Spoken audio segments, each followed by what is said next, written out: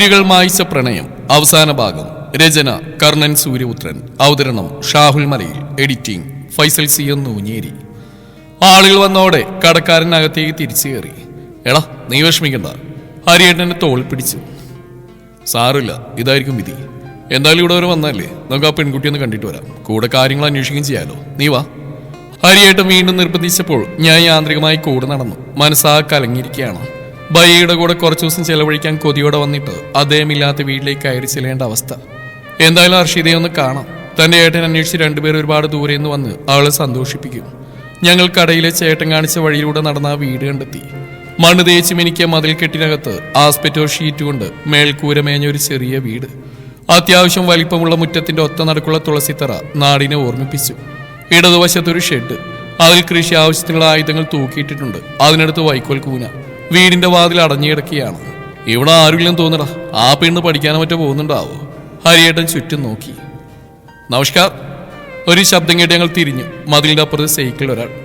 അപ്പനാ കേതു കാസി ചന്തി? അയാൾ ചോദിച്ചു. ചന്തിയോ? സ്വന്തം നാട്ടിൽ വരുന്നവരോട് വൃത്തിയേട് പറയുന്നടാ വവ്വാലുമോറ. എന്റെ പൊന്നു ഹരിയേട്ടാ, നമ്മൾ എവിടുന്നാ വരുന്നതെന്ന് അയാൾ ചോദിച്ചു. നീ ഒടിയും പഠിച്ചോ? ഹരിയേട്ടൻ അമ്പരന്നു. കുറച്ചൊക്കെ ഗൂഗിളിൽ നിന്നും തപ്പിയെടുത്തു. ഹരിയേട്ടൻ അയാൾ നോക്കി ചിരിച്ചു. അണ്ണാ അയ്യോ അല്ല, ബായി ഹർഷിത കിതർ ഹേ? ബസന്തു മൂ എബേ ഡാഗി ദേ ആസൂച്ചി. അത്രയും പറഞ്ഞ അയാൾ സൈക്കിളിൽ മുന്നോട്ട് ഉദിച്ചു. എന്ത് ഭാഷയാടാ ഇത്? തെറി വിളിക്കുന്ന പോലെയുണ്ട്.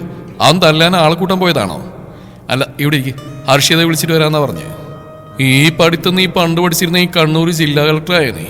ഹരിയേട്ടൻ ഉമ്മർത്തിരുന്നു. അടുത്ത് ഞാനും.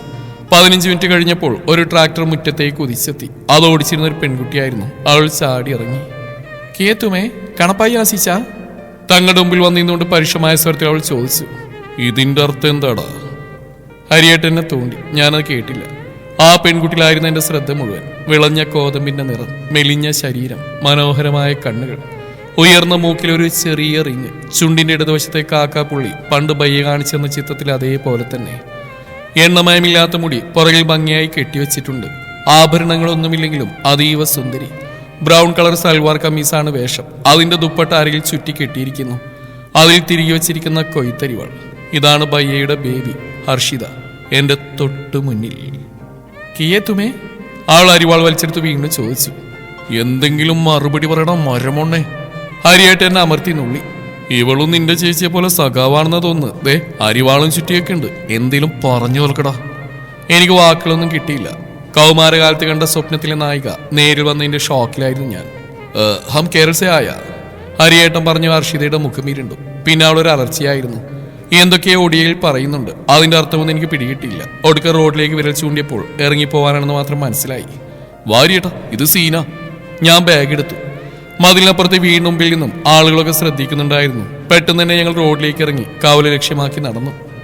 അവൾ എന്റെ നിന്നെ തള്ളക്ക് വിളിച്ചോന്നൊരു സംശയം. അതിന് ഹരിയേട്ടന് ഒടിയറിയോ? എടാ തെറിക്ക് ഭാഷയൊന്നുമില്ലടാ, കേട്ടാ മനസ്സിലാവും. അവന്റെ ഒരു ബേബി അവിടെ വീടായി പോയി. അല്ലെ കാലേവാരി നിലത്തടിച്ചേനെ ഞാൻ. എന്തെങ്കിലും പ്രശ്നം ഉണ്ടാവും ഹരിയേട്ടാ? എന്ത് പ്രശ്നം ഉണ്ടെങ്കിലും വീട്ടിൽ വന്നു കയറിയ ഒരാളോട് ഇങ്ങനെ പെരുമാറുന്ന ഇവിടുത്തെ സംസ്കാരടാ. ആൾക്ക് നല്ല തല്ലിന്റെ കുറവുണ്ട്. എന്തായാലും നിന്റെ കഴപ്പ് തീർന്നല്ലോ. വണ്ടിക്കൂലി മുടക്കി കണ്ണൂരിൽ നിന്ന് ഒഡീഷ വന്ന ഒരുത്തിയുടെ വായിലിരിക്കുന്ന മുഴുവൻ കേട്ടു. ഇനി തിരിച്ചു പോവാം. നാട്ടിൽ ചെന്ന് ആരോടും പറയാൻ നിൽക്കണ്ട, നാണക്കേടാ. ഹരിയേട്ടൻ വേഗത്തിൽ മുന്നോട്ട് നടന്നു. എന്തുകൊണ്ടാവും ഹർഷിത അങ്ങനെ പെരുമാറിയത്? ഞങ്ങൾ ആരാണെന്നും എന്തിനാണ് വന്നതെന്ന് പോലും അറിയാൻ നിൽക്കാതെ ഇറക്കിയുണ്ടെങ്കിൽ ഒരു കാരണം ഉണ്ടാവുമല്ലോ. അതെന്തായിരിക്കും? ഉത്തരം കിട്ടാത്ത ചോദ്യങ്ങളുമായി ഞാൻ ഹരിയേട്ടനെ അനുഗമിച്ചു. നിങ്ങളിതെവിടെയൊക്കെ മുങ്ങിയത്? ഞങ്ങളെ കണ്ടും കടക്കാരൻ ചോദിച്ചു. ഇവിടെ കസ്റ്റമർ പോയോടനെ നിങ്ങൾ നോക്കിയപ്പോൾ കണ്ടില്ല. ചേട്ടാ കുടിക്കാൻ തണുത്തെന്താ ഉള്ളേ? ഹരിയേട്ടൻ കിതച്ചുകൊണ്ട് കടയുടെ മുമ്പിലെ ബെഞ്ചിലിരുന്നു. എന്താ വേണ്ടത്? ചായ, കാപ്പി, Pepsi, Coca Cola, 7up, lassi, lemon juice, പിന്നെ പാക്കറ്റ് ജ്യൂസുകൾ. ഈ ചെറിയ കടയിലോ? ഞങ്ങൾ അന്തം വിട്ടു. പിന്നെന്താ എഴുതിയത്? പുറത്തു നോക്കുമ്പോൾ ചെറുതാണേലും ഇവിടുത്തെ കടയിൽ ലുലുമാളായത്. കള്ളും കഞ്ചാവും ഒഴിയ ബാക്കി എന്ത് വേണേലും കിട്ടും. അതാണ് ബെന്നീസ് ഹൈപ്പർ മാർക്കറ്റ്. ചേട്ടൻ്റെ പേര് ബെന്നി എന്നാണോ? അതെ. രണ്ടാൾക്കും തണുത്ത നാരങ്ങ വെള്ളം എടുക്കട്ടെ? ശരി. ഞാനും ബെഞ്ചിലിരുന്നു. 2 ഗ്ലാസ് നാരങ്ങ വെള്ളം ഞങ്ങൾക്ക് എന്നിട്ട് അയാൾ മുമ്പിലിരുന്നു. നിങ്ങൾ ആ പെങ്കുച്ചിനെ കാണാൻ പോയതാണോ? അതെ ബെന്നിച്ച, അത് പെണ്ണല്ല, പിശാച. ഞങ്ങൾ ഓടിച്ചു വിട്ടു. എന്നോടൊരു വാക്ക് പറഞ്ഞിട്ട് വേണ്ടേ പോവാൻ. അവൾക്ക് മലയാളികളെ വെറുപ്പാ. കുറ്റപ്പെടുത്താൻ കഴിയില്ല. കാരണം അവിടെ ഏട്ടന്റെ സമ്പാദ്യം മൊത്തം തട്ടിയെടുത്ത് അവനെ മരണത്തിലേക്ക് തള്ളിവിട്ട ഒരു മലയാളിയാ. ആ നാറിയൊക്കെ പുഴുത്ത് ചാവും. ചേടാ, ഏതോ ഒരുത്തം കാണിച്ച തെണ്ടി തരുന്നത് ഞങ്ങളെന്ത് വിളിച്ചു? ഒന്നുമില്ലല്ലോ, അവിടെ ഏട്ടനും ഇവനും കുറെ നാൾ ചങ്കും കരളുമായിരുന്നില്ലേ? ബെന്നിച്ചൻ ചിരിച്ചു. നിങ്ങൾക്കൊന്നും ഊഹിക്കാൻ പറ്റാത്ത അത്രയും അനുഭവിച്ച ആ കുട്ടി ഇവിടെ വരെ എത്തിയത്. ബെന്നിച്ച ഇതിലും മോശം അവസ്ഥയിലൂടെ കടന്നു വന്ന് ജയിച്ച പെൺകുട്ടികൾ കേരളത്തിൽ ഒരുപാടുണ്ട്. അപ്പൊ അത് വിട്, അഹങ്കാരത്തെ ന്യായീകരിക്കല്ലേ. എന്താ പേര്? ഞാൻ ഹരീഷ്. ഇതെന്റെ ഭാര്യയുടെ അനിയൻ കിരൺ. ഞങ്ങൾ കണ്ണൂരിന്നാ വന്നത്. ഹരീഷ് ഇതൊരു ചെറിയ ഗ്രാമ. ആ റോഡിലൂടെ ചെന്ന് എത്തുന്ന മഹാനദിയിലേക്കാ. കേട്ടിട്ടുണ്ടോ അങ്ങനെ ഒരു നദിയെപ്പറ്റി? പണ്ട് സ്കൂളിൽ പഠിച്ചിട്ടുണ്ട്, സിന്ധു, ഗംഗ, യമുന, മഹാനദി എന്നൊക്കെ. അത് തന്നെയാ, മഹാനദിക്കരയിൽ കൃഷി ആശ്രയിച്ച് കഴിയുന്ന ഗ്രാമമാണ് ഗോധനേശ്വർ. അതിന്റെ അടുത്ത ഗ്രാമമായ ഇടക്ക് അതിർത്തിയിലൂടെ കനാലിലൂടെ ഒഴുകി വരുന്ന വെള്ളത്തിന്റെ പേരിലൊക്കെ തർക്കമുണ്ടാവാറുണ്ട്. സായി കേട്ടപ്പോൾ ഇവിടുത്തെ ചെറുപ്പക്കാർ പ്രതികരിച്ചു തുടങ്ങി. അതൊരു വലിയ വഴക്കിലെത്തി. ഇരുഭാഗത്തും കുറെ ആളുകൾ മരിച്ചു. അങ്ങനെ ഗവൺമെന്റ് ഇടപെട്ട് അതിർത്തി തർക്കം തീർത്തു. അപ്പുറത്തെ കുറെ സ്ഥലം ഇവിടെയുള്ളവർ കിട്ടി. ഈ അർഷിതയുടെ അച്ഛനും കിട്ടി കുറച്ച് കൃഷിയിടം. തങ്ങൾ അതുവരെ കൈയടക്കി വെച്ച് നഷ്ടപ്പെട്ടതിൽ അപ്പുറത്തെ പ്രധാനി പ്രതാപ് പട്നായിക്കിന് വലിയ പകയുണ്ടായിരുന്നു. പോലീസിനെ പേടിച്ച് അയാളൊന്ന് അടങ്ങിയെന്ന് മാത്രം. പക്ഷെ സ്ഥലം കൈക്കലാക്കാൻ അയാൾ ശ്രമിച്ചുകൊണ്ടിരുന്നു. അജയ് കേരളത്തിൽ നിന്ന് തിരിച്ചു വന്നിട്ട് ആ സ്ഥലത്ത് കൃഷി തുടങ്ങി. അവൻ ഗൾഫിൽ പോയപ്പോൾ ഹർഷിതയും അമ്മയും അത് ഏറ്റെടുത്തു. ആദ്യം അജയ്, പിന്നെ അമ്മ. രണ്ടുപേരും മരിച്ച മുതലാണ് പ്രശ്നങ്ങൾ വീണ്ടും തുടങ്ങിയത്. ഈ പ്രതാപിന്റെ മകൻ രാകേഷ്, അവൻ ഹർഷിതയെ കെട്ടണം എന്ന് പറഞ്ഞ് പിന്നാലെ നടപ്പായി. ആ സ്ഥലത്തിന് വേണ്ടിയാണ് കേട്ടോ. ഹർഷിതക്ക് താല്പര്യമില്ലായിരുന്നു. മര്യാദക്ക് പറഞ്ഞു നോക്കി. ശല്യം കൂടിയപ്പോൾ ഇവിടുത്തെ മെമ്പറോട് പരാതിപ്പെട്ടു. ആ വാശിക്ക് ഒരു ദിവസം രാത്രി രാകേഷും കൂട്ടുകാരും അവളുടെ വീട്ടിൽ അതിക്രമിച്ചു കയറി. എന്തോ ഭാഗ്യത്തിന് അയൽക്കാരൊക്കെ ഇടപെട്ടുകൊണ്ട് ആ കുട്ടി രക്ഷപ്പെട്ടു. അവൾ നേരെ ജില്ലാ കളക്ടർ അടുത്തിരുന്നു. മാനഭംഗ ശ്രമം, കൊലപാതക ശ്രമം തുടങ്ങി കുറെ പരാതികൾ. അതിന് ഫലവും കിട്ടി. രാകേഷും കൂടെയുള്ളവരും കുറച്ചാൾ അകത്തി കിടന്നു. അതോടെ പകയും കൂടി. ഇനി അവളെ ഉപദ്രവിക്കാൻ ശ്രമിച്ച എൻകൗണ്ടർ ചെയ്യുന്ന പോലീസിന്റെ ഭീഷണി ഉള്ളതുകൊണ്ട് മാത്രം അവരടങ്ങിയിരിക്കുന്നതേ ഉള്ളൂ. ബെന്നിച്ചനൊന്ന് നിർത്തി. എന്തെങ്കിലും ഒരു അവസരം കിട്ടി അവളെ അവരില്ലാതാക്കും. വെറും സ്ഥലത്തർക്കം ഇന്ന് അവർക്ക് തങ്ങളുടെ ജാതിക്കോ അഭിമാനത്തിനേറ്റ കളങ്കുക. അവളത് പ്രതീക്ഷിച്ച് തന്നെയാണ് ജീവിക്കുന്നത്. തോറ്റെടുക്കാൻ മനസ്സില്ലാത്തൊരു പെണ്ണ്.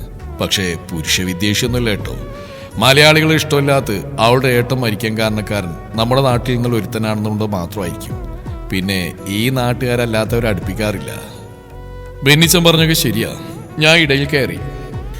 എന്നാലും അരിവാള് കാണിച്ച് വരട്ടെന്നൊക്കെ ഇച്ചിരി ഓവറല്ലേ? എടാ മോനെ, അവളത് സിനിമ സ്റ്റൈലിൽ കൊണ്ടുനടക്കുന്നൊന്നല്ല. വയലില് പണിയാ ഉപയോഗിക്കുന്ന ആയുധ. ദേഷ്യം വന്നപ്പോൾ എടുത്ത് കാണിച്ചാവും. മലയാളികൾ ഇഷ്ടമില്ലാത്ത ഒരുത്തിയോട് ബെന്നിച്ചൻ എന്താ ഒരു സോഫ്റ്റ് കോൺട്ര? എന്നോട് അവൾക്ക് വെറുപ്പൊന്നുമില്ല. ഇവിടെ സാധനങ്ങൾ വാങ്ങാൻ വരാറുണ്ട്, നന്നായി സംസാരിക്കാറുണ്ട്. അതെന്താ നിങ്ങൾ മലയാളികൾ പിടില്ലേ?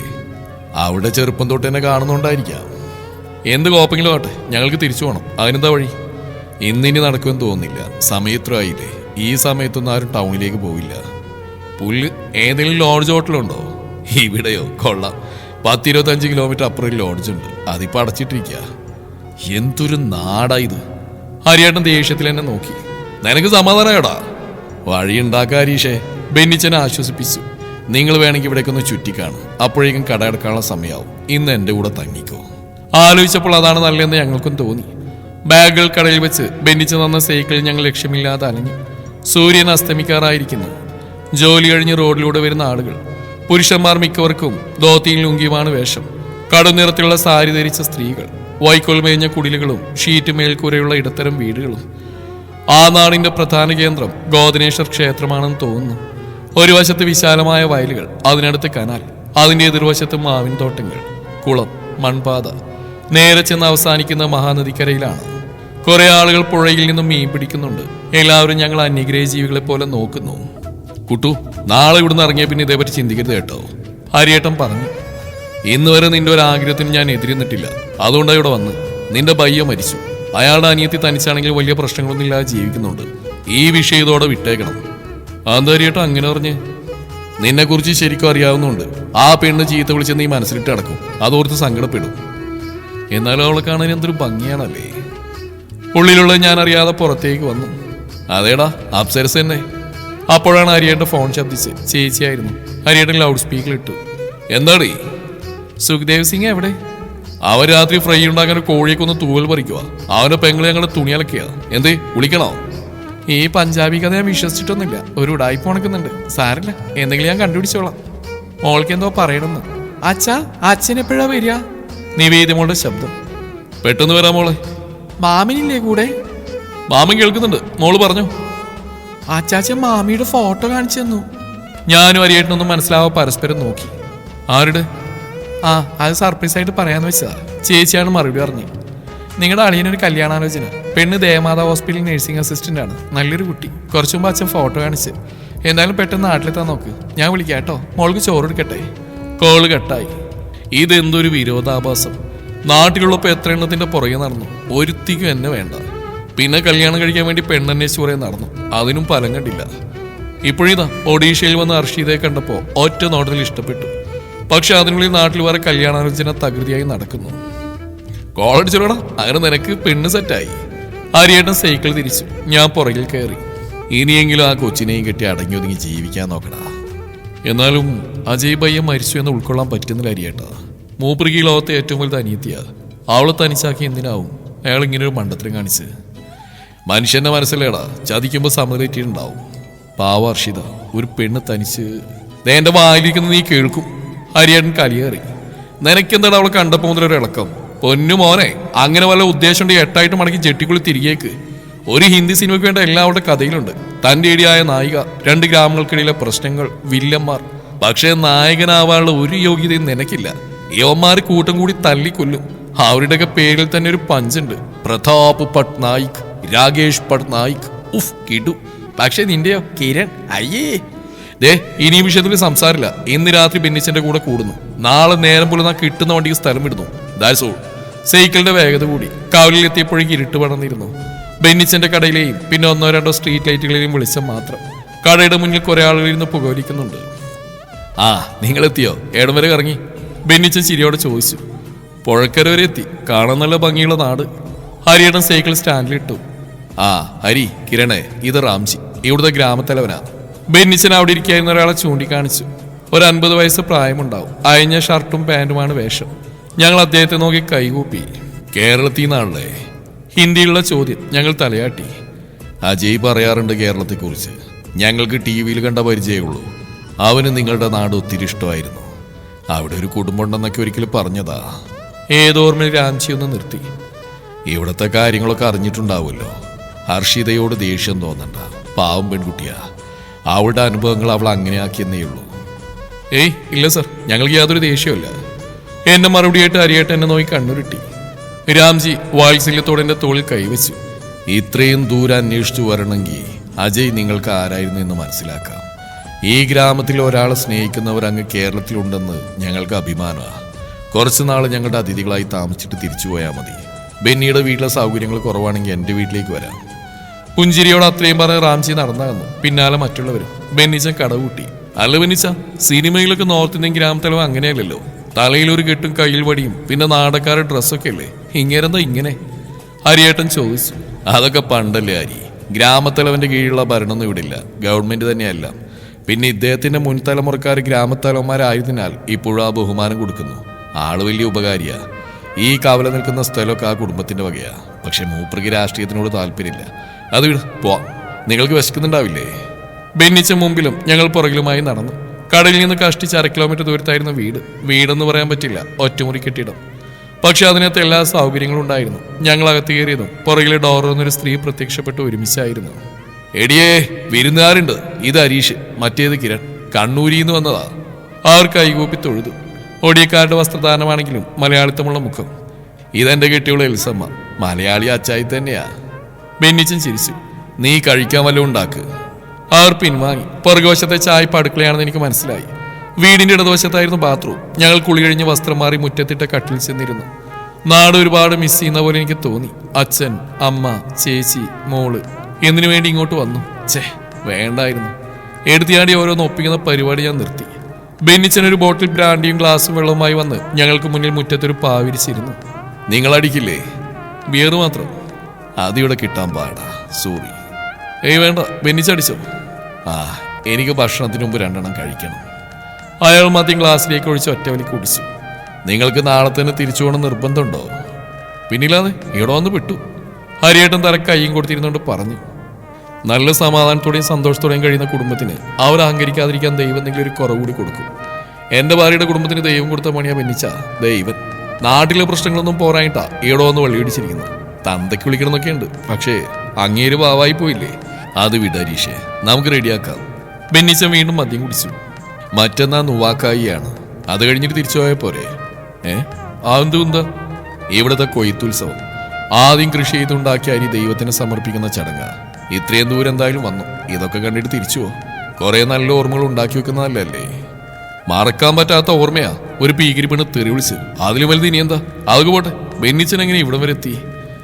അത് അയാളുടെ മുഖത്ത് എന്തോ ഒരു കള്ളത്തരം. ഹാ പറ ബെന്നിച്ച. കുറെ കാലം മുമ്പുള്ള കഥയാ. വീണ്ടും മധ്യ ക്ലാസ് നിറഞ്ഞൊഴിഞ്ഞു. 2 മാത്രമേ അടിക്കുന്നു പറഞ്ഞിട്ട്? നിങ്ങൾ വന്നതിന്റെ സന്തോഷമായി കൂട്ടാം. ഫ്ലാഷ് ബാക്ക് കേൾക്കണോ വേണ്ടയോ? പറ. പണ്ട് ഈ കിരണിന്റെ പ്രായമാണെന്ന് തോന്നുന്നു അന്നെനിക്ക് റബ്ബർ ടാപ്പിംഗ് ആയിരുന്നു ജോലി. ഞങ്ങളുടെ നാട്ടിലൊക്കെ അറിയാച്ചന്റെ മോള ഇൽസമ്മ. എനിക്ക് അവളോട് മുട്ടം പ്രേമം. ആഹാ, ലവ് സ്റ്റോറി. ഞാൻ ആകാംക്ഷയോടെ മുന്നോട്ട് ആഞ്ഞിരുന്നു. ഒരു ഞായറാഴ്ച കുർബാന കഴിഞ്ഞ് തിരിച്ചു വരുന്ന വഴി ഞാൻ അവളോട് ഇഷ്ടമാണെന്ന് പറഞ്ഞു. അവൾക്ക് നല്ല പേടിയായിരുന്നു. കറിയാച്ചൻ ദേഷ്യക്കാരനാ. ഞാൻ പിന്മാറിയില്ല. അവരുടെ പറമ്പിലെ റബ്ബർ വെട്ടുന്ന പണി ഏറ്റെടുത്തോടെ ഇടയ്ക്കിടെ എൽസമ്മയെ കാണാൻ പറ്റി. അന്ന് ഇന്നത്തെ പോലെ വീഡിയോ കോളൊന്നുമില്ലല്ലോ. കുറെ നാളത്തെ പരിശ്രമത്തിന് ശേഷം അവളും ഇഷ്ടമാണെന്ന് തിരിച്ചു പറഞ്ഞു. ബെന്നിച്ചന്റെ മുഖത്ത് നാണം. കുറെ നാൾ ആരും അറിയാതെ ഞങ്ങൾ പ്രേമിച്ചു. ഒരു ദിവസം രാത്രി വെള്ളമടിച്ചുകൊണ്ടിരുന്നപ്പോ ഇവൾക്കൊരു ഗിഫ്റ്റ് കൊടുക്കാൻ പോയി. പിന്നെ ഒന്നും ആലോചിക്കാതെ ഒരു സാരിയുമായി നേരെ വീട്ടിലേക്ക് പോയി. അവിടെ എത്തിയപ്പോഴാ കൊടുക്കാൻ വഴിയൊന്നില്ലെന്ന് ഓർത്ത്. ഇവള് വീട്ടിലെ പണിയൊക്കെ കഴിഞ്ഞ് 10 മണിയാകുമ്പോഴാ കുളിക്കാന്ന് എനിക്കറിയാം. വീടിന്റെ പിന്നാമ്പുറത്ത് കിണറിനരികിലാണ് ബാത്റൂം. കള്ള് തലക്ക് പിടിച്ചിരിക്കുന്ന സമയമല്ലേ. അന്നേരത്തെ ബുദ്ധിമോശത്തിന് ബാത്റൂമിൽ വെള്ളം വീഴുന്ന സൗണ്ട് കേട്ടപ്പോ ഇവളാണെന്ന് കരുതി എത്തി നോക്കി. എന്നിട്ട് ഞാൻ ആകാംക്ഷയോടെ ചോദിച്ചു. പക്ഷെ അത് ഇവളല്ലായിരുന്നു. കറിയാച്ചൻ പിറന്നവടി കുളിക്കുന്നു. ഞാൻ അങ്ങേരെയും അങ്ങനെ എന്നെയും വ്യക്തമായി കണ്ടു. അവിടുന്ന് ജീവനം കൊണ്ട് ഓടിയ ഓട്ടം അവസാനിച്ച് റെയിൽവേ സ്റ്റേഷനില്ല. ആദ്യം കണ്ട ട്രെയിനിന് കയറി. അങ്ങനെയായി ഇവിടെ എത്തിയത്. ബെന്നിച്ചൻ വിശ്വസിച്ചു. ഞാൻ സ്നേഹിക്കുന്ന പെണ്ണിനെ കാണാൻ പോയതാണെന്ന് ആരും വിശ്വസിക്കില്ലെന്നറിയാം. നാട്ടുകാരുടെ മുമ്പിൽ ഞാൻ കുളിസീം പിടിക്കാൻ നടക്കുന്ന ഒരുത്തനായി മാറുന്ന പേടി. 3 വർഷത്തോളം ഇവിടെ കൂലിപ്പണിയെടുത്ത് ജീവിച്ചു. പിന്നെ ചെറിയ കട തുടങ്ങി. അയ്യേ, ഇതെന്തൊരു ഓഞ്ഞ ഫ്ലാഷ് ബാക്കാണ് ബെന്നിച്ച. ഹരിയേട്ടൻ കട്ടിൽ കിടന്ന് പൊട്ടിച്ചിരിച്ചു. സ്വന്തം കാമുകിയുടെ കുളിമുറിയിൽ ഒളിഞ്ഞു നോക്കിയ കാമുകൻ. ഛേ, അതല്ലേ ഹരി പറഞ്ഞ് കള്ളിന്റെ പുറത്ത് പറ്റിപ്പോയതാണെന്ന്. ബെന്നിച്ചൻ ഒരു പെഗ് കൂടി ഒഴിച്ചു. നാട് വിട്ടു വന്ന് കുറെ കഴിഞ്ഞപ്പോൾ ഇവളോട് മിണ്ടണം തോന്നി. അങ്ങനെ കൂട്ടുകാരൻ്റെ അഡ്രസ്സിൽ ഇവൾക്കൊരു കത്തെഴുതി. അതിന് മറുപടി വന്നപ്പോഴാ കറിയാച്ച ഞാൻ ഒളിഞ്ഞു നോക്കിയ കാര്യം ആരോടും മിണ്ടിയിട്ടില്ലെന്ന് മനസ്സിലായത്. പക്ഷെ ഇവൾക്ക് നല്ല തല്ല് കിട്ടി. ഒടുക്കം കിട്ടടത്താന്ന് സമ്മതിച്ചു. അങ്ങനെ എൽസമ്മേന്റെ ഭാര്യയായി. ഞങ്ങൾ ഇവിടെ കൂടി. മക്കളോ? ഒറ്റ മോള ബിൻസി. പൂനെയിൽ പഠിക്കുന്നു. വല്ലപ്പോഴും വരും. കഴിക്കാനെടുത്ത് വെച്ചിട്ടുണ്ട്. എൽസമ്മ ചേച്ചി തല പുറത്തേക്ക് ഇട്ടു. വാ, ഇനി ഫുഡ് കഴിക്കാം. ബെന്നിച്ചൻ എഴുന്നേറ്റു. കൂടെ ഞങ്ങളും. പച്ചരി ചോറും ഉരുളക്കിഴങ്ങും വഴുതന ഇട്ട കറിയും ഉണക്കമീൻ വറുത്തവും ഞങ്ങൾ ആർത്തിയോടെ കഴിച്ചു. അകത്ത് കിടക്കാൻ ബെന്നിച്ചൻ ഒത്തിരി നിർബന്ധിച്ചെങ്കിലും ഞാനും അരിയേട്ടനും മുറ്റത്തെ കട്ടിൽ തന്നെ ചെന്ന് കിടന്നു. മനുഷ്യന്റെ ഓരോ അവസ്ഥയാണ് ഞാൻ ആലോചിക്കുന്നേ. ആകാശത്തെ നക്ഷത്രങ്ങൾ നോക്കി കിടക്കിയ അരിയേട്ടൻ പറഞ്ഞു. ഭാര്യയും മോളെയും കെട്ടിപ്പിടിച്ച് കിടക്കേണ്ട ഞാൻ നിന്റെ കൂടെ. അതും ഞാൻ ഒരിക്കലും കണ്ടിട്ടില്ലാത്ത ഏതോ ഒരു ഹിന്ദിക്കാരന് വേണ്ടി. ഈ നക്ഷത്രങ്ങൾ ഒരെണ്ണം ഭാര്യയായിരിക്കും അല്ലേ അരിയേട്ടാ? അതെ, ആ തനിച്ചിൽക്കുന്ന നക്ഷത്രം നിന്റെ അച്ചാച്ചന്റെ കുഞ്ഞമ്പു, മറ്റേ നിന്റെ കുഞ്ഞമ്മയുടെ നായര്. നിങ്ങളിങ്ങനെ ദേഷ്യപ്പെടില്ലേ? നമുക്ക് നാളെ തിരിച്ചു പോകാലോ. എനിക്ക് നിന്നോടല്ല, എന്നോട് തന്നെയാ ദേഷ്യം. നിന്റെ ഓരോ കഴപ്പിനും മുന്നും പിന്നും നോക്കാതെ എടുത്തു കിടന്ന ഞാനാ മണ്ടൻ. കിടന്നുറങ്ങടാ. ഹരിയേട്ടൻ തിരിഞ്ഞു കിടന്നു. വരണ്ട കാറ്റ് വീശുന്നുണ്ട്. ദൂരെ എവിടെ നിന്നോ പട്ടികൾ കോറസായി കുരക്കുന്നു. എന്റെ മനസ്സിൽ അപ്പോഴും ഹർഷിതയുടെ രൂപമായിരുന്നു. പണ്ട് കൗമാരക്കാലത്ത് ഞാൻ മനസ്സിൽ വരച്ചെടുത്തതിൽ നിന്നും വലിയ വ്യത്യാസമൊന്നുമില്ല. സിനിമാ നടി റാണി മുഖർജിയേക്കാൾ സുന്ദരി തന്നെ. എന്നാലും ബേബി, നിനക്കെന്നെ ആട്ടിയിറക്കി വിടാൻ എങ്ങനെ കഴിഞ്ഞടി? ദേ ഒറ്റ ചവിട്ടി നീ താഴെ കിടക്കും. അവന്റെ ഒരു ബേബി. ഹരിയേണ്ട ശബ്ദം. മുത്തപ്പോ, ആത്മഹത്യ ഉറക്കിയായിരുന്നു. ഞാൻ പെട്ടെന്ന് കമിഴ്ന്ന് കിടന്ന് കണ്ണുകൾ ഇറുക്കി അടച്ചു. രാവിലെ റോഡിലൂടെ പോകുന്ന ആളുകളുടെ ബഹളം കേട്ടാണ് ഞങ്ങൾ ഉണർന്ന്. അപ്പോഴേക്കും ബെന്നിച്ചൻ അടുത്തെത്തി.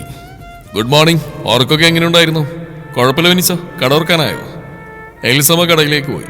രാവിലെ സ്ഥിരം ചായ കുടിക്കാനെത്തുന്ന കുറെ ആളുകളുണ്ട്. ഞാൻ നിങ്ങളിവിടെ ഉള്ളതുകൊണ്ട് പോയില്ല. ഫ്രഷ് ആയിട്ട് വാ.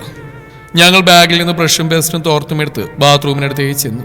ഹരിയേട്ടൻ ബാത്റൂമിൽ കയറി. ഞാൻ പല്ല് തേച്ചുകൊണ്ട് ഫോണിൽ തോണ്ടി തുടങ്ങി. യൂറോപ്യൻ ക്ലോസറ്റ് അല്ലാത്തതുകൊണ്ട് ഒരു സുഖം കിട്ടുന്നില്ലടാ. പുള്ളി ആത്തിരുന്ന് പരാതി പറയുകയാണ്. തൽക്കാലം അഡ്ജസ്റ്റ് ചെയ്യും. എന്നാലും തിരിച്ചു പോയല്ലേ. വീട്ടിലെത്തി 2 ദിവസം ബാത്റൂമിൽ തന്നെ ഇരുന്നോ. അപ്പൊ ട്രാവൽസ് നിന്റെ അച്ഛൻ നോക്കുവോ? പുറകിലൊരു കാൽപ്പെരുമാറ്റം കേട്ട് തിരിഞ്ഞ് ഞാൻ ഞെട്ടിപ്പോയി. ഹർഷിത കയ്യിലൊരു മൺവെട്ടി. ഈശ്വര, എപ്പോഴും മാരകായുധങ്ങളായിട്ടുള്ള ഈ പെണ്ണിന്റെ നടത്തം. ഇതിന് വട്ടുണ്ടോ? ആൾ മൺവെട്ടി വീടിന്റെ തിണ്ണയിൽ വെച്ചു. ഇന്നലെ കണ്ട ആളെയേ അല്ല. മുഖം ശാന്തമാണ്. ഹരിയേട്ടോ, കഴിഞ്ഞിട്ടില്ലടാ. നിനക്ക് അത്രയ്ക്ക് അർജന്റാണ്. ഞാൻ പുഴക്കരയിലെങ്ങാനും പോയിരിക്കും. കോപ്പ് കാക്കൂസിൽ തൂറാനും സൗകര്യം തരില്ലേ? ഹർഷിതന്റെ തൊട്ടടുത്ത് വന്നു. ക്ഷമിക്കണം, എനിക്ക് ആളെ മനസ്സിലായില്ല. റാംജി പറഞ്ഞപ്പോഴാ എല്ലാം അറിഞ്ഞത്. നല്ല ശുദ്ധമായ ഹിന്ദി. അപ്പൊ ഇവൾക്ക് മര്യാദക്ക് പെരുമാറാനും അറിയാം. വർഷങ്ങൾക്ക് മുമ്പ് ഫോട്ടോയിൽ കണ്ട പരിചയമല്ലേ ഉള്ളൂ. ഇങ്ങനെയുള്ള അന്വേഷിച്ചു വരുമെന്ന് ഞാൻ പ്രതീക്ഷിച്ചിട്ടേ ഇല്ല. വീട്ടിൽ വന്നവരോട് മോശമായി സംസാരിച്ച് എന്റെ തെറ്റ് തന്നെയാ. കുട്ടു, അത് സിനിമയാണോ അതോ റീൽസോ? ഹരിയേട്ടൻ വീണ്ടും വിളിച്ചു ചോദിച്ചു. രണ്ടുമല്ല, റിയലാ. നിങ്ങളൊന്ന് പുറത്തേക്ക് പോകാൻ മനുഷ്യ. എനിക്ക് ദേഷ്യം വന്നു. ബാത്റൂമിന്റെ വാതിൽ തുറന്ന് ഹരിയേട്ടൻ പുറത്തിറങ്ങി. അവളെ കണ്ടത് ഹരിയേട്ടനൊന്ന് പകച്ചു. പിന്നെ ചുമലിൽ നിന്ന് തോർത്തും ചെട്ടിയും എടുത്ത് ചുരുട്ടി പുറകിൽ ഒളിപ്പിച്ചു. ഹർഷിത നേരത്തെ ചിരിയോടെ തലകുനിച്ചു. ഞാൻ അപ്പുറത്തുണ്ടാവും. അത്രയും പറഞ്ഞ് അവൾ തിരിഞ്ഞടന്നു. പണ്ടാറിറങ്ങാൻ മാനം പോയി. നിനക്കൊരു സൂചന ഒന്നൂടെ? അതിന് ഞാനൊരു നിങ്ങളിങ്ങനെ ചെട്ടി ചുമന്നുകൊണ്ടാണ് ഇറങ്ങുന്നതെന്ന്. അവളെന്തിനാണ് ഇപ്പൊ ഇങ്ങോട്ട് കെട്ടിയെടുത്ത്? ഇന്നലത്തെ ബാക്കി തരാനാണോ? അറിയില്ല, വാ നോക്കാം. ഞാൻ വായുമുഖം കഴുകി. ഹരിയേട്ടമേ കുളിച്ച് വസ്ത്രം മാറി. മുറ്റത്ത് ബെന്നിച്ചിനോട് സംസാരിച്ചുകൊണ്ടിരിക്കുകയാണ് ഹർഷിത. ഞങ്ങളെ കണ്ടതും അവൾ മനോഹരമായി പുഞ്ചിരിച്ചു. എന്നോട് ദേഷ്യായിരിക്കും അല്ലേ കിരൺ? ഈശ്വര, ഇനി ചത്താലും പ്രശ്നമില്ല. ഒരു പെൺകുട്ടി എന്നെ കുട്ടു എന്നല്ല കിരൺ എന്ന് വിളിച്ചിരിക്കുന്നു. ആനന്ദലപ്തിക്ക് ഇനി എന്ത് വേണം? ഏയ്, ദേഷ്യമൊന്നുമില്ല. ഞാനും ഇന്ത്യയിൽ തന്നെ മറുപടി കൊടുത്തു. ഹർഷിത ഹരിയേട്ടനെ നോക്കി. ഇത് കവിത ദീദിയുടെ ഭർത്താവാണോ? അതെ. നിങ്ങളെല്ലാവരെ കുറിച്ചും പണ്ട് പയ്യെപ്പോഴും പറയും. കിരണിന്റെ മാത്രമേ ഫോട്ടോ കണ്ടിട്ടുള്ളൂ. പക്ഷെ മറ്റുള്ളവരുടെയൊക്കെ രൂപം ഞാൻ മനസ്സിൽ കാണാറുണ്ട്. എല്ലാവർക്കും സുഖാണോ? അതെ, അമ്മൂമ്മ വർഷങ്ങൾക്ക് മുമ്പ് മരിച്ചു. അത് അജയ് ഭയ്യ അറിഞ്ഞിട്ടുണ്ടെന്നാണ് എൻ്റെ ഓർമ്മ. ചേച്ചിയുടെ കല്യാണം കഴിഞ്ഞു, ഒരു മോളുണ്ട്. ഭയ്യ, എന്നോട് ക്ഷമിക്കണം, ആളറിയാതെ പറ്റിപ്പോയതാ. ആൾ ഹരിയേട്ടൻ നോക്കി കൈകൂപ്പി. രണ്ടാളും എൻ്റെ വീട്ടിലേക്ക് വരാമോ? ഞങ്ങൾ തിരിച്ചു പോരുങ്ങുക. അത് പറ്റില്ല. നിങ്ങളവിടെ വന്നില്ലെങ്കിൽ എനിക്ക് ആ വിഷമം മരണം വരെ മാറില്ല. എന്നെ തേടി വരാൻ വേറെ ബന്ധുക്കളോ കുടുംബക്കാരോ ആരുമില്ല. ആ വാക്കുകൾ ഹരിയേട്ടനെ വേദനിപ്പിച്ചു എന്ന് മുഖഭാഗത്തിൽ നിന്ന് എനിക്ക് മനസ്സിലായി. ശരി, ഞങ്ങൾ വരാം, ഞാൻ ഉറപ്പെടുത്തു. ഹർഷിത റോഡിലേക്ക് ചെന്ന് സൈക്കിൾ കയറി. അത് ദൂരേക്ക് കുതിച്ചു. ഞാൻ കരുതി അവൾ പിന്നെയും പ്രശ്നത്തിനൊന്നാണെന്ന്. കയ്യിൽ മണ്ണുവെട്ടി ഉണ്ടായിരുന്നു. അല്ലെങ്കിലാണ് അത് എന്റേതാ. അവളെ തിരിച്ചേൽപ്പിക്കാൻ വന്നാ. ബെന്നിച്ചൻ ചിരിച്ചു. എന്തായാലും നിങ്ങൾ ആ കുട്ടിയുടെ വീട്ടിലേക്ക് ചെല്ല്. നിങ്ങൾക്കുള്ള ഫുഡ് അവൾ ഉണ്ടാക്കിയിട്ടുണ്ട് പോലും. ഒന്ന് പോയി വരാം അല്ലേടാ? ഹരിയേട്ടൻ എന്റെ നേരെ തിരിഞ്ഞു. അതെന്താ നിങ്ങൾക്കൊരു മനംമാറ്റം? അവൾ സോറി പറഞ്ഞുകൊണ്ടാണോ? ഹരിയേട്ടനെ കനപ്പിച്ച് നോക്കിയ ശേഷം റോഡിലേക്ക് നടന്നു. ഞാൻ ബാഗ് തുറന്ന് അരിയുണ്ടെയും ചിപ്സും എടുത്തു. സുഖദേവ് സിംഗിന് കൊടുക്കാൻ അമ്മ രാത്രി ഉറക്കൊഴിച്ചിരുന്ന് ഉണ്ടാക്കിയതാണ്. അതിൽ നിന്നും ബെന്നിച്ചിനും എൽസാമ ചേച്ചിക്ക് മാറ്റിവെച്ച ശേഷം ബാക്കി പൊതിഞ്ഞെടുത്തു. പിന്നെ കണ്ണൂർ പുതിയ ബസ് സ്റ്റാൻഡിലെ കടയിൽ നിന്ന് വാങ്ങിയ 2 ടീഷർട്ടും ഒരു ചുരിദാറും എല്ലാം മറ്റൊരു കവറിലിട്ട് പുറത്തിറങ്ങി. വീടിന്റെ കീ നിങ്ങൾക്ക് വേണോ കിരണേ? ഞാനിപ്പോ കടയിൽ പോകും. വേണ്ട ബെന്നിച്ച, ഞങ്ങളോട് വന്നോളാം. ഹരിയേട്ടൻ നടന്നു പോകുന്ന ഭാഗത്തേക്ക് ഞാനും വേഗത്തിൽ ഓടി. വീണ്ടും മുമ്പിൽ തന്നെ ഹർഷിത നിൽക്കുന്നുണ്ടായിരുന്നു. വരൂ, അവൾ ക്ഷണിച്ചു. ഞങ്ങൾ അകത്തേക്ക് കയറി. 2 മുറികൾ, ഒരു ഹാള് മാത്രമേ ഉള്ളൂ എങ്കിലും ആ വീടിന്റെ വൃത്തി എന്നെ അതിശയിപ്പിച്ചു. മൺചുവരിൽ 2 ഫോട്ടോസ്. അതിലെ സ്ത്രീ ഹർഷിതയുടെ അമ്മയായിരിക്കാം. നിറമങ്ങിയ മറ്റേ ഫോട്ടോ അജയ് ഭയ്യയുടെയാണ്. ആ മുഖം ഞാൻ പെട്ടെന്ന് തിരിച്ചറിഞ്ഞു. വീട്ടിൽ ക്രിക്കറ്റ് കളിയാണ് എന്റെ കൂടെ ഇരിക്കുന്ന.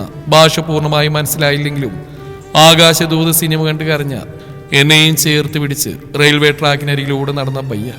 അദ്ദേഹം മരിച്ചെന്ന് വിശ്വസിക്കാൻ പ്രയാസം. ചിലപ്പോൾ കേരളത്തിൽ നിങ്ങളുടെ അടുത്തായിരുന്നെങ്കിൽ ഭയ്യ എന്നും ജീവനോടുണ്ടായിരുന്നേനെ, അല്ലേ കിരൺ?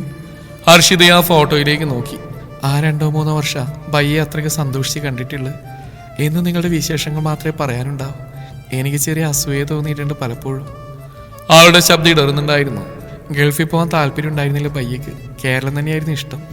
അത് നിങ്ങളുടെ നാട്ടിൽ. അവിടെ ചെന്നിട്ട് വിളിക്കുമ്പോൾ ഇടയ്ക്കിടയ്ക്ക് നിങ്ങളുടെ കാര്യം സംസാരിക്കും.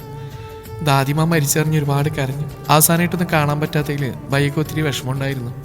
അജയ് ഭയ്യക്ക് അമ്മൂമ്മ ആരായിരുന്നു എന്ന് എനിക്ക് നന്നായിട്ട് അറിയാം. വീട്ടിലെന്തുണ്ടാക്കിയാലും കുട്ടു ആ പിള്ളേർക്ക് കൊടുക്കടാ എന്ന് അമ്മൂമ്മ കൽപ്പിക്കും. വൈകിട്ട് ജോലി കഴിഞ്ഞ് അവർ വന്നു എന്നറിയുന്നവരെ അമ്മൂമ്മക്ക് സമാധാനം ഉണ്ടാവില്ല. 4 പേരിലും ഭയ്യയോടായിരുന്നു അടുപ്പ് കൂടുതലും. ഞാനും അച്ഛനമ്മയും മൂകാംബിക തൊഴാൻ പോയ ദിവസം സ്പെഷ്യൽ ക്ലാസ് ഉണ്ടായിരുന്ന ചേച്ചിയെ കൂട്ടിക്കൊണ്ടുവരാൻ അമ്മൂമ്മ വിശ്വാസത്തോടെ പറഞ്ഞ ഭയ്യയോടാണ്. എന്നാലും ഹിന്ദിക്കാരല്ലേ, വേണ്ടായിരുന്നു. അതറിഞ്ഞപ്പോൾ അടുത്ത വീട്ടിലെ ശാരദ ചേച്ചി കുത്തിത്തിരിപ്പുണ്ടാക്കാൻ നോക്കി. പത്രത്തിലൊക്കെ ഓരോന്ന് കാണുന്നല്ലേ, എന്തെങ്കിലും സംഭവിച്ചു പോയിട്ട് ദുഃഖിച്ചിട്ട് എന്ത് കാര്യം? ശാരദയോ ഹിന്ദിക്കാരനാ, സമ്മതിച്ചു. പക്ഷെ ഓൻ അമ്മേനെയും മകളെയും തിരിച്ചറിയാം. നീ പറയുന്ന കേട്ടാ തോന്നും മലയാളികളെല്ലാം നല്ലവരാണെന്ന്. കൂടെ പഠിക്കുന്ന പെൺകുട്ടികളോട് വൃത്തിയായിട്ട് പറഞ്ഞതിന് കോളേജിൽ നിന്ന് പുറത്താക്കിയ നിന്റെ അനിയത്തിയുടെ മോൻ ഹിന്ദിക്കാരനായിരുന്നോ? ഈ 4 പിള്ളേര് നല്ലവരാണെന്ന ബോധമുള്ളതുകൊണ്ട് തന്നെയാ ഞാൻ വീടിനകത്ത് പോലും കയറ്റുന്നത്. അതോടെ ശാരദ ചേച്ചിയുടെ വായടന്നു. ആദ്യ ദിവസങ്ങളിൽ വീണ്ടും ഉമ്മറത്തിരുന്ന് എന്റെ ചേച്ചി അജയ് ഭയ്യയും സോനുവിനെയും സന്തോഷിനെയും കിഷനെയൊക്കെ ഇംഗ്ലീഷ് പഠിപ്പിക്കാറുണ്ട്. ആ ഒരു തെറ്റിക്കുമ്പോൾ പേരക്കമ്പ് കൊണ്ട് അടിയും കൊടുക്കും. എല്ലാം ഇന്നലെ കഴിഞ്ഞ പോലെ. ഹർഷിത കണ്ണുകൾ തുടച്ചുകൊണ്ട് ഒരു പായ നിലത്തി വിരിച്ചു. ഇരിക്കും, ഭക്ഷണം കഴിക്കാം. ആളകത്തേക്ക് പോയി. ഹരിയേട്ടനൊന്നും മിണ്ടാതിരുന്നു. അടുത്തായി ഞാനും. 2 പ്ലേറ്റുകൾ ഹർഷിത ഞങ്ങളുടെ മുമ്പിൽ വെച്ചു. പിന്നെ ഗ്ലാസ്സിൽ വെള്ളവും. പ്ലേറ്റിൽ ദോശ പോലെയുള്ള എന്തോന്ന് വിളമ്പി ചെറിയ പാത്രത്തിൽ കറിയും അടുത്തു വെച്ചു. ഇതാണ് ചക്കുലിപ്പിട്ടയും ദാൽമയും. സാധാരണ ഇവിടെ രാവിലെ ഇതാ കഴിക്കുക. നിങ്ങൾക്ക് ഇഷ്ടപ്പെടുമെന്നറിയില്ല, ക്ഷമിക്കണം. ഞാനത് രുചിച്ചു നോക്കി. ദോശയേക്കാൾ മൃദുവാണ്, രുചിയിലും ചെറിയ വ്യത്യാസം. ദാൽമ എന്നത് പയറും മത്തങ്ങയൊക്കെ ഇട്ടൊരു കറിയാണ്. ഞങ്ങൾ ഭക്ഷണം കഴിക്കുമോ എന്നറിയുള്ള ആകാംക്ഷയിലാണ് ഹർഷിത. അത് മനസ്സിലാക്കിയോടെ ഞാൻ കഴിച്ചു തുടങ്ങി. ഹരിയേട്ടന് തീരെ മടിയുണ്ടായില്ല. ഹർഷിത കഴിക്കുന്നില്ലേ? ഹരിയേട്ടന് ഇന്ത്യയിൽ തന്നെ ചോദിച്ചു. പിന്നെ കഴിച്ചോളാം പയ്യ. അത് പറ്റില്ല, ഇവിടെ അതിഥികൾക്കാണ് ആദ്യം കൊടുക്കുക. ഹർഷിത എന്നെ പയ്യാന്നല്ലേ വിളിച്ചത്. എൻ്റെ അനിയത്തി സാധാരണ എൻ്റെ കൂടെ തന്നെയാണ് ഭക്ഷണം കഴിക്കാറ്. ഹരിയേട്ടന് ഒരു പ്ലേറ്റ് 2 ചകുലിപ്പീട്ട എടുത്ത് കറി ഒഴിച്ച് ആളുടെ മുമ്പിൽ വെച്ചു. കഴിക്ക്. ഇന്നലെ രാത്രി വരെ ഹർഷിതയെ തെറി വിളിച്ച മനുഷ്യനാണിത്. ഞാൻ രണ്ടുപേരെയും മാറി മാറി നോക്കി. ഹർഷിത കഴിച്ചു തുടങ്ങി. ആളുടെ കണ്ണുനീർത്തുള്ളികൾ പ്ലേറ്റിലേക്ക് പൊഴിഞ്ഞു വീണു. എന്തുപറ്റി? എന്തിനൊക്കെ അറിയുന്നത്? ഹരിയേട്ടൻ ചോദിച്ചു. ഞാൻ തനിച്ചായിട്ട് വർഷങ്ങളായി ഭയ്യ. എനിക്ക് ആരുമില്ല. ഇങ്ങനെ ഒരുമിച്ച് ഭക്ഷണം കഴിക്കാനുള്ള ഭാഗ്യമൊന്നും എനിക്ക് കിട്ടിയിട്ടില്ല. വെറുതെ ഓരോന്ന് ആലോചിച്ച് വിഷമിക്കണ്ട, ഞങ്ങളൊക്കെ ഉണ്ട്. കഴിക്ക്. ഞാനൊരു ആഗ്രഹം പറഞ്ഞോട്ടെ ഭയ്യ? പറയും. നിങ്ങളും തിരിച്ചു വന്ന് ബെന്നിബായി പറഞ്ഞു ആ തീരുമാനം മാറ്റിക്കൂടെ? നാളെ നുവാക്കായിയാണ്, അത് കഴിഞ്ഞ് പോകാമോ? എനിക്ക് വേണ്ടി ഒരു ദിവസം ഇവിടെ താമസിച്ചുകൂടെ? ഇവിടെയോ? അയ്യോ, അതൊന്നും ശരിയാവില്ല ഹർഷിത. പ്ലീസ് ഭയ്യ, എനിക്കങ്ങ് കേരളത്തിലും സ്വന്തക്കാരുണ്ടെന്ന് എല്ലാവരും അറിയട്ടെ. ഒരു പെൺകുട്ടി തനിച്ച് താമസിക്കുന്നിടത്ത് ഞങ്ങള് അത് നിനക്ക് മോശമല്ലേ? ഒരിക്കലും അല്ല. റാംജിയുടെ സമ്മതമുണ്ട്, മറ്റാരെയും ഞാൻ നോക്കില്ല. ഹരിയേട്ടൻ താടി ഉറിഞ്ഞുകൊണ്ട് 2 മിനിറ്റ് ആലോചിച്ചു. പിന്നെ തലവിളിക്കി. താങ്ക്സ് ഭയ്യ. ഹർഷിത ആഹ്ലാദത്തോടെ ഭക്ഷണം കഴിച്ചു തുടങ്ങി. നിങ്ങൾക്ക് ശരിക്കും എന്താ പറ്റിയ ഹരിയേട്ടാ? കൈ കഴുകുമ്പോൾ ഞാൻ പതുക്കെ ചോദിച്ചു. ഇങ്ങനൊന്നും ആയിരുന്നില്ലല്ലോ ഉറങ്ങുന്നവരെ. എനിക്കിപ്പോ ഒരു അനിയത്തി ഉണ്ടടാ. കൂടപ്പുറപ്പിനോട് സ്നേഹമില്ലാത്ത എനിക്ക് അതൊന്നും പറഞ്ഞാൽ മനസ്സിലാവില്ല. നിങ്ങൾ ഇത്ര ലോലഹൃദയനൊന്നും ആയിരുന്നില്ലല്ലോ. എടാ, എന്തായാലും നമ്മളിവിടെ വന്ന് പെട്ടു. ഒറ്റ ദിവസത്തെ കാര്യല്ലേ. എനിക്ക് ഉള്ളിൽ നല്ല സന്തോഷം ഉണ്ടായിരുന്നു. പുറത്ത് കാണിച്ചില്ലെന്ന് മാത്രം. ഞാൻ കൊണ്ടുവന്ന കവർ ഹർഷിതക്ക് കൊടുത്തു. എന്താ ഇത്? തുറന്നു നോക്ക്. ആൾ കവർ തുറന്ന് ഓരോ സാധനങ്ങളായി നിരത്തി.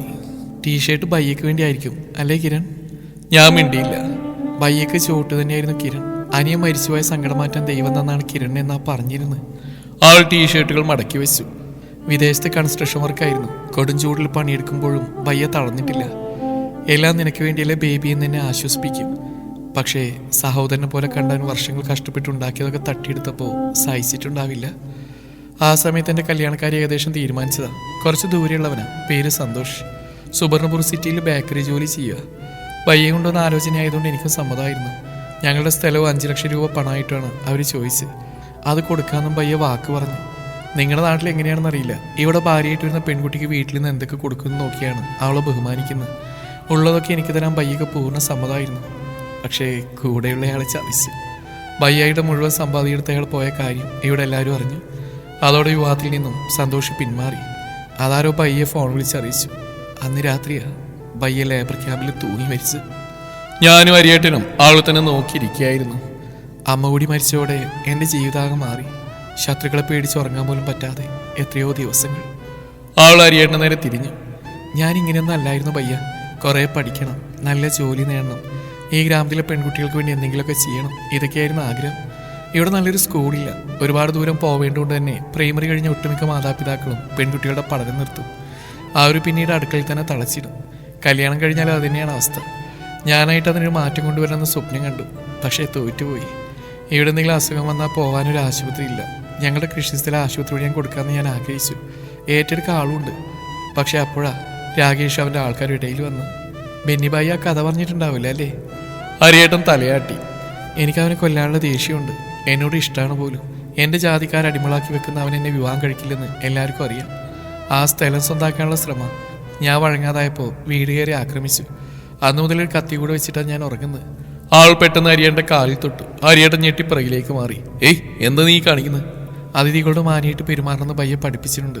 പക്ഷേ ഞാൻ നിങ്ങളെ അപമാനിച്ചു. എൻ്റെ അറിവില്ലായ്മയെ കണ്ട് എന്നോട് ക്ഷമിക്കണം. ക്ഷമിച്ചല്ലോ, അതുകൊണ്ടല്ലേ ഇവിടെ താമസിക്കാൻ സമ്മതിച്ച്. ഹരിയേട്ടൻ പുഞ്ചിരിയോടെ പറഞ്ഞു. ഹർഷിത ഒരു നല്ല പെൺകുട്ടി തന്നെയാ. ഇനി ആവശ്യമില്ലാത്ത കുറ്റബോധം വേണ്ട. നിന്റെ ആഗ്രഹങ്ങളെല്ലാം സാധിക്കും. നിങ്ങളിരിക്കെ, ഞാൻ കുറച്ച് സാധനങ്ങൾ വാങ്ങിയിട്ട് വരാം. ആൾ എഴുന്നേറ്റ് പുറത്തേക്ക് നടന്നു. ഉച്ചയോടെ അയൽക്കാർക്ക് ഞങ്ങളെ പരിചയപ്പെടാൻ വന്നു. പലർക്കും ഒടിയ ഭാഷ മാത്രമേ അറിയൂ. ഹർഷിത അവരുടെ ചോദ്യങ്ങൾ ഹിന്ദിയിൽ തർജ്ജമ ചെയ്തു. ഞാൻ അവളറിയാതെ അവളെ നോക്കി രസിക്കുകയായിരുന്നു. എന്തൊരു ഭംഗിയാണ് ഈ പെണ്ണിന്. പണ്ട് 8ലും 9ലും പഠിക്കുമ്പോൾ ഇവളെ സ്വന്തമാക്കുന്ന സ്വപ്നം കണ്ട് കിടന്നുറങ്ങിയതൊക്കെ ഓർമ്മ വരുന്നുണ്ട്. പക്ഷെ ഇപ്പൊ എനിക്ക് പ്രണയമില്ല. ഒരുപാട് ബഹുമാനം തോന്നുന്നു. വിദ്യാഭ്യാസം നേടാൻ കഴിവില്ലാത്ത തന്റെ ഗ്രാമത്തിലുള്ളവർക്ക് വേണ്ടി എന്തെങ്കിലും ചെയ്യണം, ഹോസ്പിറ്റലിൽ പണിയണം, ഇതൊക്കെയാണ് അവിടെ മനസ്സിൽ. കേരളത്തിലായിരുന്നെങ്കിൽ കട്ടക്ക് കൂടെ തന്നെ. ഇവിടെയൊന്നും നടക്കില്ല. ഉച്ചഭക്ഷണം റാംജിയുടെ വീട്ടിൽ നിന്നായിരുന്നു. അദ്ദേഹത്തിന്റെ ഭാര്യയും മക്കളും ഞങ്ങൾ സൽക്കരിക്കാൻ മത്സരിച്ചു. ഹർഷിതയും ഞങ്ങളോടൊപ്പം ഉണ്ടായിരുന്നു. എന്ത് നല്ല ആൾക്കാരാ അല്ലേടാ കുട്ടു? ഹരിയേട്ടൻ സംതൃപ്തിയോടെ ചോദിച്ചു. ഞാൻ കരുതിയത് ഇങ്ങനെയൊന്നല്ല, വെറുതെ തെറ്റിദ്ധരിച്ചു. പൊന്ന് ഹരിയേട്ടാ, നിങ്ങളുടെ മുമ്പിൽ ഓന്ത് തോറ്റുപോകും. നീ എന്ത് വേണേലും പറഞ്ഞോടാ, എനിക്കിവിടെ ഒത്തിരി ഇഷ്ടമായി. ഒരു ദിവസം നിന്റെ വീട്ടുകാരെ കൂട്ടി വരണം, അവരും കാണട്ടെ. ഹരിയേട്ടൻ റാംജിയുടെ മുറുക്കാൻ ചെല്ലാൻ തുറന്ന് വെറ്റികളിൽ ചുണ്ണാമ്പ് തേച്ചു തുടങ്ങി. ഞാൻ മുറ്റത്തേക്ക് ഇറങ്ങി. ഹർഷിത പറമ്പിലെ ചെടികൾക്ക് വെള്ളം നനയ്ക്കുകയാണ്. ഞാൻ അവിടേക്ക് ചെന്നു. എന്നെ കണ്ടതവൾ ചിരിച്ചു. ഇവിടെ വന്നാൽ ഇങ്ങനെ ഓരോന്ന് ചെയ്യാൻ എനിക്ക് ഇഷ്ടമാണ്. റാംജി വഴക്ക് പറയും, എന്നാലും ഞാൻ കേൾക്കില്ല. അവൾ പ്ലാസ്റ്റിക് കൂടെ നിലത്ത് വെച്ചു. കിരൺ എന്താ ജോലി?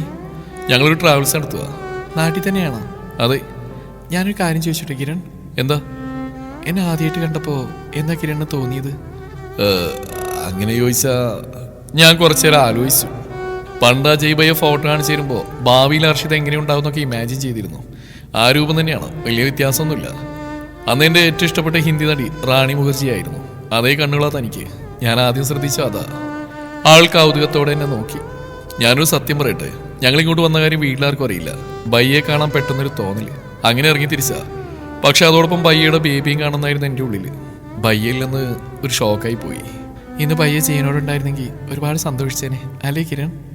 സാബ് കിരണിനെ കൊണ്ട് എന്നെ കല്യാണം കഴിപ്പിക്കാമെന്ന് പറഞ്ഞൊക്കെ ഞാൻ അറിഞ്ഞിരുന്നു. അതൊക്കെ പറഞ്ഞ് ബയ്യ കുറേ ചിരിച്ചു. അന്ന് ഞാനും അത് ആഗ്രഹിച്ചിരുന്നു. ഞാനും ചിരിച്ചു. എൻ്റെ ക്ലാസ്സിൽ പഠിക്കുന്ന പെൺകുട്ടികളെക്കാൾ ഒത്തിരി ഭംഗിയുള്ള ഹർഷിത എന്ന ഒഡീഷക്കാരിയെ ഞാൻ കല്യാണം കഴിച്ച് നാട്ടിലൂടെ ഒരുമിച്ച് നടക്കുന്നൊക്കെ ഭാവനയിൽ കണ്ട കാലം നടന്നേനെ. എന്നിട്ട് വേണം സാബ് കിരണിനെ തല്ലാൻ. 2 മാസങ്ങൾക്ക് മുമ്പ് ഇവിടുത്തെ ഒരു പെൺകുട്ടിയെ അയൽ ഗ്രാമത്തിലെ ചെറുക്ക ആരൂരിയാതെ കല്യാണം കഴിച്ച് അവൻ്റെ വീട്ടുകാർ പെണ്ണിനെയും ചെറുക്കിനെയും വെട്ടിക്കൊന്നു. ജാതിയിൽ താഴ്ന്നൊരു വിവാഹം കഴിച്ചുള്ള ശിക്ഷ. അത് ഹർഷിതയ്ക്ക് എന്നെ നാടിനെ കുറിച്ച് അറിയാത്തതുകൊണ്ടാ. പിന്നെ എൻ്റെ അച്ഛൻ എന്നെ തല്ലും, അതിൻ്റെ കയ്യിലിപ്പുണ്ടാണെന്ന് മാത്രം. അല്ലാതെ ജാതി നോക്കിയ ആളുകൾ വേർതിരിച്ച് കാണുന്ന ദുഷ്ടനൊന്നുമല്ല. എങ്കിൽ കിരണിന്റെ ഭാര്യയാകുന്ന പെൺകുട്ടി ഭാഗ്യവതിയാ. ആ ഭാഗ്യവതി ഹർഷിതക്കാവണം. മനോഹരമായൊരു പുഞ്ചിരി മാത്രമായിരുന്നു മറുപടി. വൈകുന്നേരം ഞങ്ങൾ തിരിച്ചെത്തി. ബെന്നിച്ചന്റെ വീട്ടിൽ പോയി അദ്ദേഹത്തോട് എൽസാമ ചേച്ചിയോട് യാത്ര പറഞ്ഞ് ബാഗ് എടുത്ത് ഹർഷിതയുടെ വീട്ടിലെത്തുമ്പോഴേക്കും അത്താഴ് റെഡിയായിരുന്നു. ചോറും മസാല വളരെ കുറഞ്ഞ എള്ളെണ്ണയുടെ ചുവയുള്ള മീൻകറിയും പിന്നെ ചീരയുമാണ് കഴിക്കാൻ. നാട്ടിലെ ഓരോ വിശേഷങ്ങൾ സംസാരിച്ചുകൊണ്ട് ഞങ്ങൾ ഒരുമിച്ച് കഴിച്ചു. അതിനുശേഷം അജയ് ഭയ്യയുടെ മുറി അവൾ ഞങ്ങൾക്ക് വിട്ടുതന്നു. ഒരു മൺകൂജയിൽ കുടിക്കാനുള്ള വെള്ളവും കൊണ്ടുവച്ചു. എന്തെങ്കിലും ആവശ്യമുണ്ടെങ്കിൽ പറയാൻ മടിക്കരുത്, ഇത് നിങ്ങളുടെ വീട് തന്നെയാ. അവൾ പുറത്തിറങ്ങി വാതിൽ ചാരി. പഴമയുടെ ഗന്ധം തളം കെട്ടി നിൽക്കുന്ന ചെറിയ മുറി. ചുമരിൽ ഹർഷിതയുടെ കുട്ടിക്കാലത്തെ കുറെ മങ്ങിയ ഫോട്ടോസ്. അതിലൊന്ന് സ്കൂൾ യൂണിഫോം ധരിച്ചതാണ്. ഞാൻ അതിൽ നോക്കി നിൽക്കവേ ഹരിയേട്ടന്റെ ഫോൺ റിങ് ചെയ്തു. അതെടുത്ത് സംസാരിച്ച ശേഷം ഹരിയേട്ടൻ എനിക്ക് നീട്ടി. ആരാ? നിന്റെ അച്ഛനാ. ഞാൻ വേഗം ഫോൺ കാതിൽ വെച്ചു. ഹലോ അച്ഛാ, കല്യാണമൊക്കെ കഴിഞ്ഞോടാ? അത് കഴിഞ്ഞു. പൂരിത്തം കേട്ടവനെ, നിന്റെ തന്തയുടെ കിട്ടിയാളാ നീ പോയത്. അപ്പുറത്ത് അലർച്ചയായിട്ട് ഞാൻ കിടുങ്ങിപ്പോയി. മര്യാദക്ക് കുടുംബമായിട്ട് ജീവിക്കുന്ന ആര്യെ പോലും നീ വഴിയെറ്റിച്ചു. അടുത്തുണ്ടായിരുന്നു നിന്നെ ആ മടൽ വെട്ടി അടിച്ചേനെ. പഞ്ചാബ് കഥ നിന്റെ ഐഡിയ ആയിരിക്കുമല്ലേ? എല്ലാവരും എല്ലാം അറിഞ്ഞിരിക്കുന്നു. ഞാൻ അരിയേട്ടനെ നോക്കി. പുള്ളി തലവഴി മൂടിപ്പോസി കിടക്കുകയാണ്. തിന്നാനും കള്ളം പറയാനും മാത്രം വാ തുറക്കുന്ന ജന്മം. നിന്നെയൊക്കെ വളർത്തി വലുതാക്കിയ സമയത്ത് 4 പോത്തിനെ വളർത്തിയിരുന്നെങ്കിൽ അതെങ്കിലും ലാഭായനെ. എടാ ഇവിടെയാ പോകുന്നെന്ന് പറഞ്ഞിട്ട് പോണം. അവിടെ നിനക്കോ അവനെ വല്ലതും സംഭവിച്ചാ ഞങ്ങളെങ്ങനെ അറിയാനാ? അച്ഛാ, ഞാൻ പയ്യെ കാണാൻ വെറുതെ. ഇന്ന് വരെ നിന്നോടൊക്കെ എവിടെയെങ്കിലും പോവേണ്ടെന്ന് ഞാൻ പറഞ്ഞിട്ടുണ്ടോടാ മരക്കഴുതേ. അജയ് നിനക്ക് മാത്രമല്ല ഞങ്ങൾക്കും വേണ്ടപ്പെട്ടവർ തന്നെയാ. ഒരു വാക്ക് പറഞ്ഞിട്ട് പോയിക്കൂടെ? അപ്പോഴത്തെ തോന്നലിന് ചെയ്തു പോയതാ. പക്ഷെ അച്ഛാ, ഭയ്യ ഒന്ന് കാണാൻ പറ്റിയില്ലല്ലോ. അതിലച്ഛൻ കുറച്ചേരം നിശബ്ദനായി. സാരമില്ല, കഴിഞ്ഞു. അവന് ദൈവം അത്രയേ ആയുസ് കൊടുത്തിട്ടുള്ളൂ. നിന്റെ ഉദ്ദേശം നല്ലതായതുകൊണ്ട് കൂടുതലൊന്നും പറയുന്നില്ല. നാളെ അവിടുത്തെ എന്തോ ആഘോഷമല്ലേ, അത് കഴിഞ്ഞോട്ട് ഇങ്ങോട്ട് പുറപ്പെടുക. തനിച്ച് താമസിക്കുന്ന ആ പെൺകുട്ടിക്ക് ചീത്തപ്പേരുണ്ടാക്കണ്ട. ശരി അച്ഛാ, നിന്റെ ചേച്ചി കൊടുക്കാം. ഫോൺ കൈമാറ്റം ചെയ്യപ്പെടുന്ന ശബ്ദം. പഞ്ചാബി പെങ്ങളുടെ കല്യാണം കഴിഞ്ഞോടാ? സഖാവ് കവിത, എന്റെ കൂടപ്പിറപ്പ്. അവന്റെ ഒരു കഥ എനിക്ക് അപ്പോഴേ തോന്നി ഇത് ഉടായിപ്പാണെന്ന്. സുഖദേവ് സിംഗ്, അയാളാരാ? നിന്റെ അമ്മായിയപ്പനോ? ഇതിനൊക്കെ കൂട്ടിന്ന് നിന്റെ പുന്നാര അളിയനെവിടെയാടാ? ഞാനൊന്നും മിണ്ടിയില്ല. വെറുതെ അവളുടെ BP കൂട്ടുന്നതിനാ. ലോൺ എടുത്തും കൈകളിലൊക്കെ വിറ്റൊരു ട്രാവൽസ് തുടങ്ങി. എന്നിട്ട് അതൊക്കെ എന്റെ തലയിട്ട് കള്ളം പറഞ്ഞ അളിയന്മാര് പോയിരിക്കുക ഒഡീഷ വരെ. നീയൊക്കെ അവിടെ തന്നെ നിന്നോ, അതാ നല്ല. ഒന്ന് മതിയാക്ക്, ഞങ്ങൾ നാളെ ഇവിടെ തിരിച്ചു പോരും. അമ്മയ്ക്ക് ഇവരോടൊന്നും പറയാനില്ലേ? ഓട്ടത്തൊട്ടിയിൽ വെള്ളം കോരിയിട്ട് കാര്യമില്ല കവി. അമ്മയുടെ വക കമന്റ്. മോളെവിടെ ചേച്ചി? അവളും ഇറങ്ങി. എന്നോ വെച്ചോ, നാളെ വിളിക്കാം. മറുപടി ആക്കാൻ ഞാൻ കോൾ കെട്ടിയത്. പിന്നെ അരിയേട്ടന്റെ പുതപ്പ് വലിച്ചു മാറ്റി. നിങ്ങൾ യൂദാസിന്റെ അപ്ഡേറ്റ് വെർഷൻ തന്നെ, ഒരു സംശയമില്ല. എല്ലാം വിളിച്ച് അറിയിച്ചു അല്ലേ? എത്ര കാലം മറച്ചു വയ്ക്കും? നിങ്ങളുടെ പല കുരുത്തുകേടുകളും ഞാൻ മറച്ചു പിടിച്ചിട്ടുണ്ട്. അതൊക്കെ തുറന്നു പറഞ്ഞാൽ എന്റെ ചേച്ചി നിങ്ങളെ കൊല്ലും. അത് ഓർമ്മ വേണം. അല്ല, എന്നുമുതലാ നിങ്ങൾ ഇത്രയും സത്യസന്ധനായത്? കുട്ടു അർഷീദയുടെ കാര്യം അവരെ അറിയിക്കണം തോന്നി. ഒന്നുമില്ലെങ്കിൽ ഒരു കുടുംബം പോലെ കഴിഞ്ഞല്ലേ നിങ്ങൾ? അവളുടെ ഏട്ട മരിച്ച് നിന്റെ വീട്ടുകാരെ അറിയിക്കണ്ടേ? ഇനി എങ്ങനെ വീട്ടിൽ കരിച്ചാലും എന്റെ മുത്തപ്പ, ഈ പ്രായത്തിൽ അച്ഛൻ്റെ അടി വാങ്ങെന്ന് പറഞ്ഞാൽ അതിലും വലിയ നാണക്കേടില്ല. അങ്ങനെയൊന്നും ഉണ്ടാവില്ലടാ. കള്ളം പറഞ്ഞതിന് വഴക്കിട്ടും. എടാ, നീ ബയ്യെ കാണാൻ വന്നെന്ന് അറിഞ്ഞപ്പോൾ തന്നെ അവരുടെ പകുതി ദേഷ്യം കുറഞ്ഞു. പുള്ളി മരിച്ചതിൽ എല്ലാവർക്കും സങ്കടമുണ്ട്. ഇവിടുത്തെ വിശേഷങ്ങളൊക്കെ ചോദിച്ചു. നിങ്ങളെപ്പോഴും മനുഷ്യ ഈ പണിയൊക്കെ ഒപ്പിച്ച് ഞാൻ കൂടുതലുണ്ടായിരുന്നല്ലോ. റാംജിയുടെ വീട്ടിൽ വെച്ച് നീ അർഷീദയോട് കുറിക്കൊണ്ടിരുന്നപ്പോൾ അപ്പൊ എന്റെ മനസ്സിലെ ഭാരം കൊഴിഞ്ഞു. ഹാപ്പിയായി. വാ ഉറങ്ങാം. നാളെ നുവാക്കായി അല്ലേ? അളിയനായി പോയി. അളിയാൻ കെട്ടി തൂക്കിയേനെ. പിരിവിരുത്തോണ്ട് ഞാനും കട്ടിൽ കിടന്നു. വയറ് നിറഞ്ഞുകൊണ്ടാണോ അതോ മനസ്സെറിഞ്ഞുകൊണ്ടാണോന്ന് അറിയില്ല. പെട്ടെന്ന് ഉറങ്ങിപ്പോയി. ആ ഉറക്കത്തിൽ ഞാൻ പണ്ടത്തെ ബേബിയെ സ്വപ്നം കണ്ടു. കുന്നത്ത് കാവിലെ തെയ്യം കാണാൻ അവളുടെ കൈ പിടിച്ചാൻ പോകുന്ന മനോഹരമായ സ്വപ്നം. തുടരും ഈ കഥയുടെ അവസാന ഭാഗം നാളെ ഇതേ സമയം.